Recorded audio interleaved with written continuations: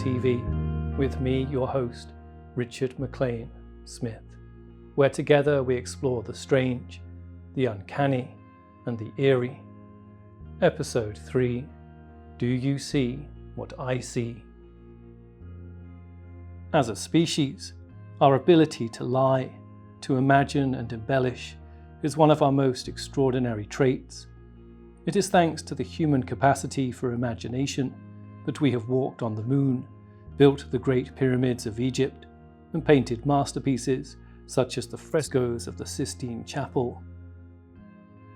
It is also this imagination that enables us to create and share stories that, even when bearing some form of fabrication, can often be said to reveal certain truths about ourselves.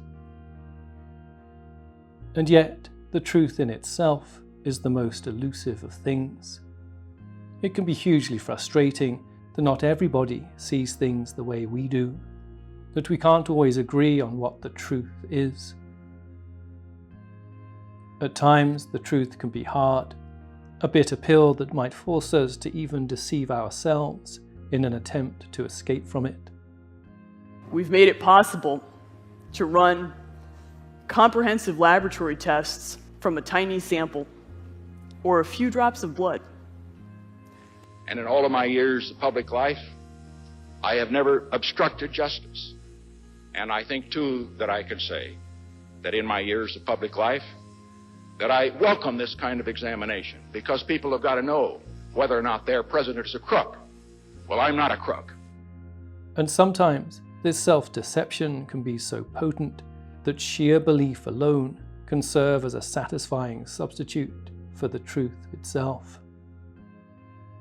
The great physicist Werner Heisenberg's uncertainty principle tells us that we can never know both the momentum and the position of a particle at any one time. It is baked into the very fabric of existence that we can never know the whole truth, only an approximation of it. The concept of objective truth becomes even murkier if we also accept that any mechanism through which we try to observe it, be that ourselves or the machines we create, will always distort it to some degree. And since we can't truly escape this, it begs the question, although the truth may well be out there, does it even exist?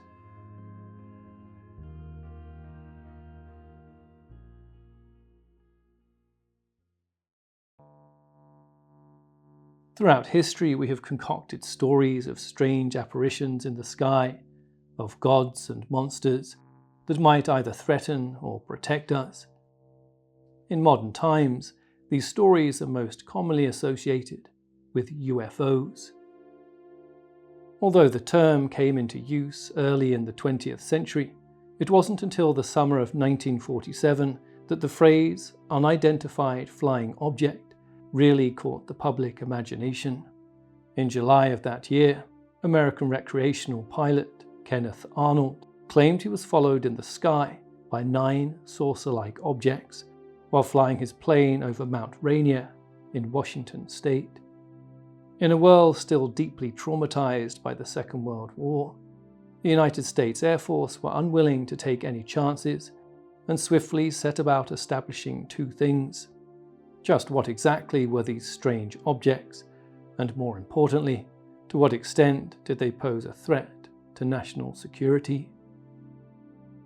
On this occasion, Arnold's story proved of little concern. However, the ensuing publicity led to an unprecedented influx of claims from hundreds of others, citing similar experiences of their own. Although the Air Force was happy to ignore the civilian reports, it proved a little harder to dismiss those reports that came from their own trained personnel.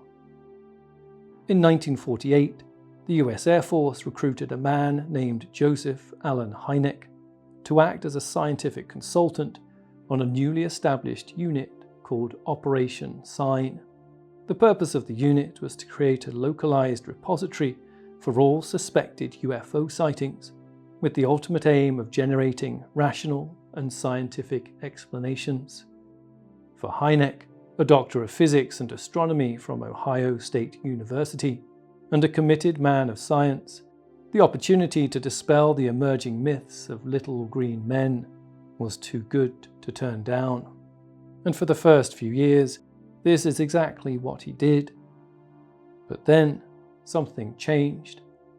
As the years went by, Hynek noticed a pattern creeping into his work. He had discovered that although the majority of cases were fanciful and easily dismissed, for every 20 claims he received, there would be at least one that was impossible to explain. He termed these cases his unknowns. Hynek realized that in spite of Operation Sign's initial intentions, the project had rarely followed his own strict principles of the scientific method, that every case should be approached with complete disinterest and without bias. It became clear that even if a UFO were to land on the road in front of his superiors, they would have refused to believe it. It soon dawned on Hynek that his job had not been about investigating the UFO reports at all. It was purely to debunk them. On the night of July 23rd, 1995, a group of amateur astronomers headed out into the Arizona desert to a strip of land just south of Phoenix, known as Picola Ranch. After a few hours observing various galaxies and star clusters, one member of the group turned his attention to the constellation of Sagittarius. His name was Thomas Bopp. Peering into the lens, as the desert air began to chill, Thomas spotted something strange far out in the depths of space. Approximately 400 miles away, in Cloudcroft, New Mexico, astronomer Alan Hale was recording the brightness of a series of comets he'd been tracking for the past couple of months. After taking the measurements he needed, he too turned his telescope to the constellation of Sagittarius. And sure enough, he also spotted something unexpected, something that did not correlate with any of his established charts. Unknown to each other, Alan and Thomas had simultaneously made the same discovery. Roughly 577 million miles away from the two astronomers, a 40-kilometer wide mass of rock, ice and dust was hurtling through space at approximately 100,000 miles per hour relative to the Earth. It was as if Sagittarius himself had launched an arrow straight through the heart of the solar system. That arrow was soon to become known as the Hale-Bopp comet. By March 1997, any casual observer would have been able to see the comet blazing its trail for the previous 14 months. As the Earth spun into the evening of March 24th, people all around the world turned their eyes to the sky and braced themselves for one of the most spectacular astronomical events in the history of humankind. For those of us watching in Great Britain, the occasion didn't disappoint. For those of us located around the border of Derbyshire and South Yorkshire, it was about to become a very memorable evening indeed, albeit for a somewhat different reason. Just exactly what occurred that night over the dark, misty moors of the British Peak District has never fully been accounted for. It has since become known as the Howden Moor incident.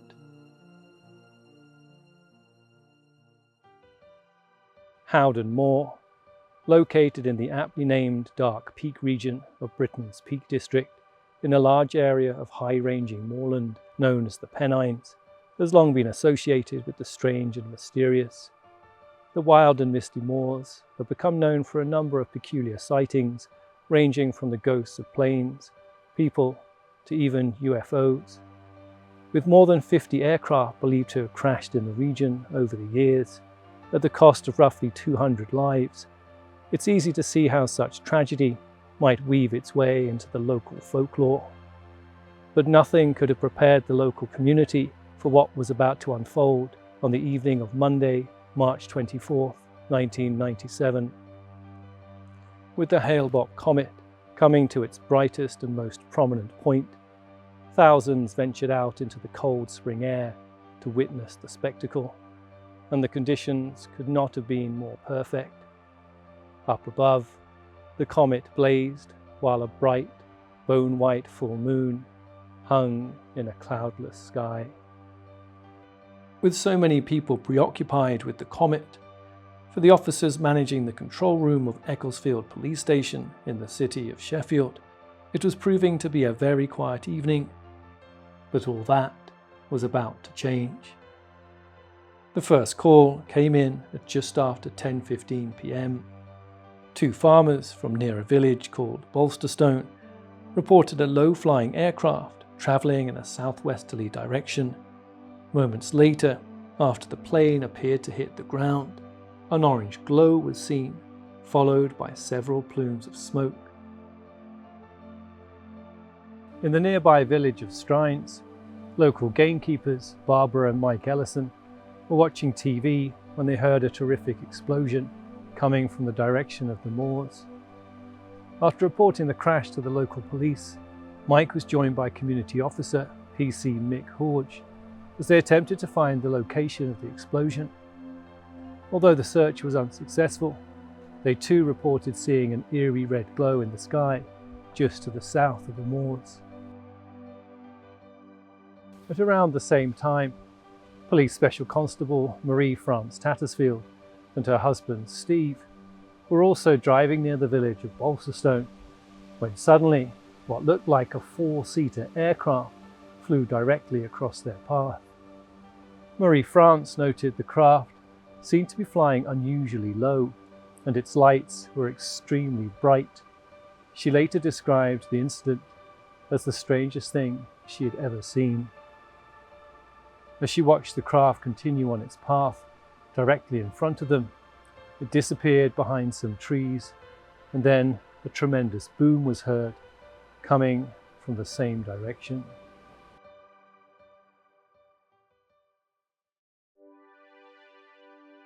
As the phone calls flooded into the police control centre in Ecclesfield, a bizarre picture was starting to emerge. Witnesses reported seeing a triangular object as wide as the street passing overhead. Others recounted seeing strange pink and red lights hovering in the sky. Many reported hearing a loud bang or boom, followed by an eerie orange light glowing in the distance. There were also reports, including one from a retired RAF officer, of two Tornado fighter jets flying extremely low, as if they had just been scrambled to intercept something. His report noted how unusual it was for them to be seen at that time of night. One lady, described by police as a clear-headed, reliable witness who was familiar with the night sky, reported seeing an aircraft shaped like a long cigar, which looked as if it was on fire. The aircraft did not have wings, made no noise, and appeared to be glowing. Local business owner Dan Grayson recounted seeing a bright light that moved off before splitting into two and disappearing over the horizon. Shortly afterwards, a search and rescue helicopter was apparently seen, flying over the exact same area. Perhaps strangest of all was the 11 p.m. reported sighting of an unknown figure, seen wandering the A57 road by the passengers of a minibus. After flagging down the bus, the man requested a lift back to Sheffield, but was refused on account of his strange behaviour. The man, apparently dressed in dark brown clothes, was described as being in some distress and smelling strongly of diesel. The young man who reported the incident, a jet engineer in the Royal Air Force, later said that what he took to be diesel might in fact have been aviator fluid. Whatever occurred that night was enough to convince North East England's South Yorkshire Police to send over 200 personnel to conduct a 50 square mile search of the Pennine moorland. The search, which cost over £50,000, lasted for over 15 hours, but apparently failed to yield any significant findings.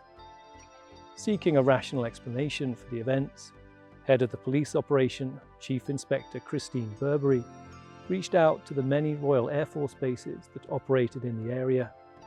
However, they informed her that no military aircraft flying that night would have explained the many reports of a brightly lit, low-flying plane, not to mention any subsequent explosion that might have occurred. The following day, a formal statement released by the Ministry of Defence declared unequivocally that no military exercise of any kind had taken place the previous night. The official South Yorkshire Police records categorised the incident as unexplained.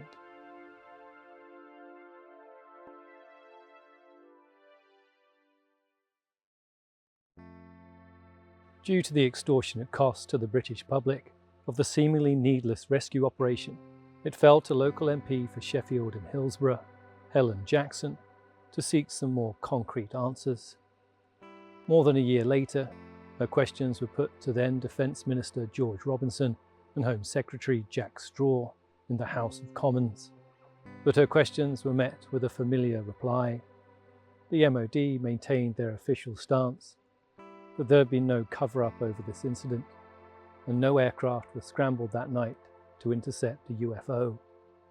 Indeed, it is a court-martial offence to break the sound barrier over land, an occurrence that might have otherwise explained the loud bangs described by many of the witnesses.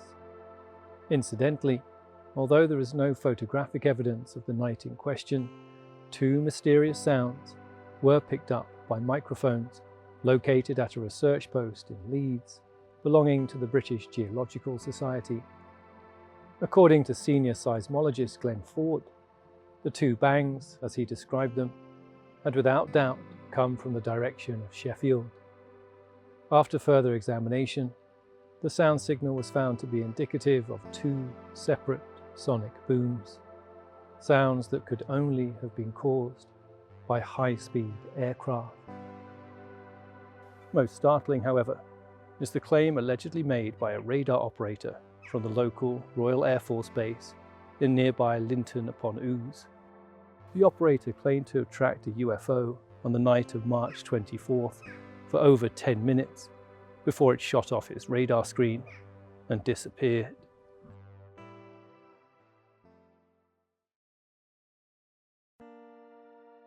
It is not without exaggeration that the Hale-Bopp comet is considered the most widely observed in our history. With the growth of the internet in the 1990s, as well as the rapidly improving devices of communication, never before had the planet been so interconnected in its awareness of such an event. Also, taking into account the popularity of shows such as The X-Files, it would be easy to classify the Howden Moor incident not as evidence of an alien visitation, but rather little more than the workings of the human imagination, fueled by our collective excitement over the Hale-Bopp comet. The sightings of strange aircraft, nothing but the self-deception of people who wanted such an event to be true, coupled with our insatiable desire to attach reason and purpose to a set of disparate and mundane events. Or might there be something else entirely that could explain the events of that night? Something far more unnerving. In 1998, two psychologists named Arian Mack and Irvin Rock published a paper for the Massachusetts Institute of Technology entitled Inattentional Blindness. Building on the earlier work of cognitive psychologists Ulrich Neisser and Robert Becklen, the paper included the results of a series of simple experiments that highlighted a fundamental deficiency in our sense of perception.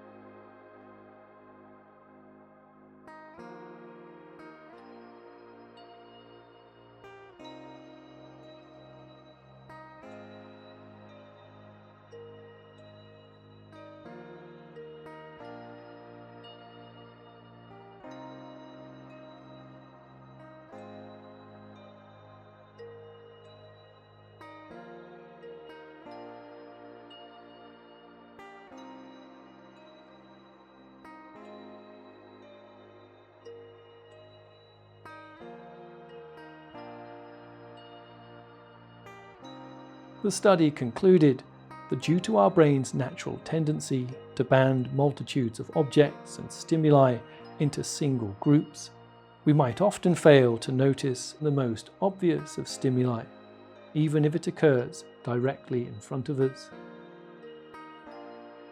Is it possible that due to the public's hypervigilance and heightened awareness of the sky above, that they were suddenly receptive to seeing an unusual object flying overhead, an object that might otherwise have passed them by, completely unnoticed? Perhaps in the manner of the apocryphal story detailing the moment that Christopher Columbus approached the shores of what would later become known as the Caribbean.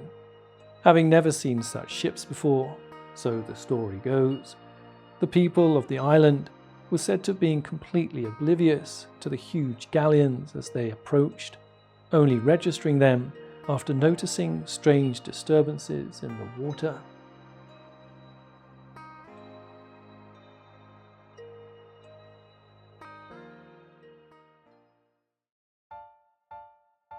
It is widely accepted, in a physical sense at least, that the world we see around us is not a truthful depiction. Rather, it is the result of a combination of both the limitations of our brains and the extraordinary way in which we have evolved to best suit our environment. Take, for example, the appearance of colour, an extravagance that only exists because of the way our brains interpret varying wavelengths of light.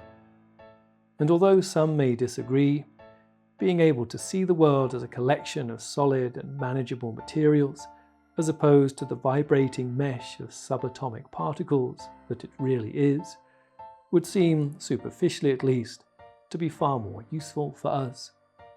To make up for these deficiencies, we develop technologies that enable us to detect and observe the things that we might otherwise be unable to see.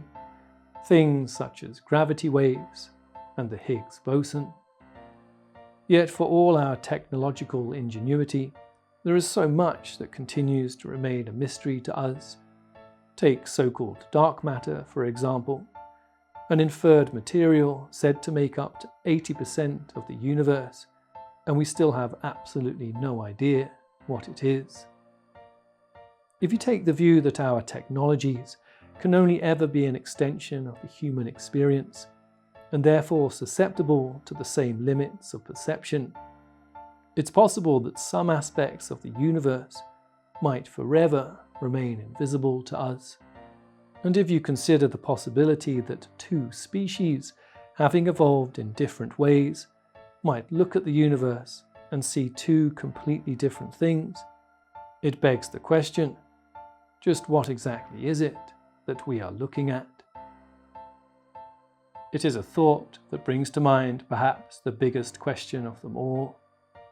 Is the truth really out there, or is it just in our heads?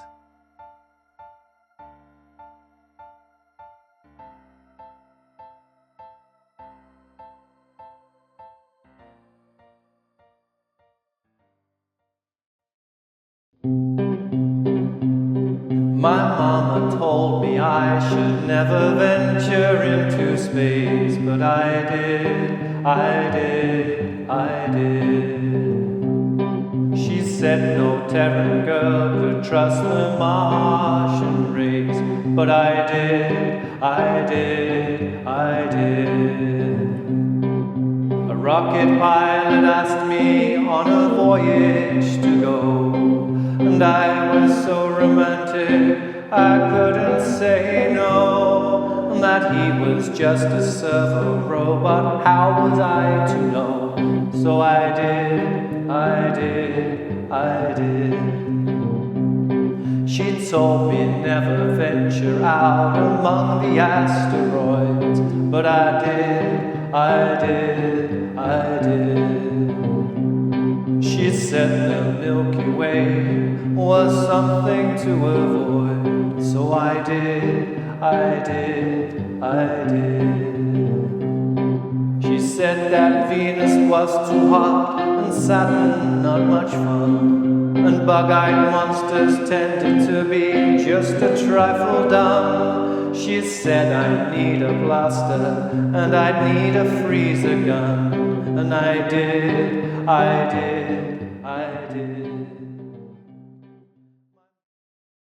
That concludes this episode.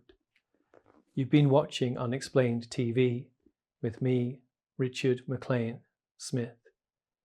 Until next time, sometimes eerie, sometimes strange, always unexplained.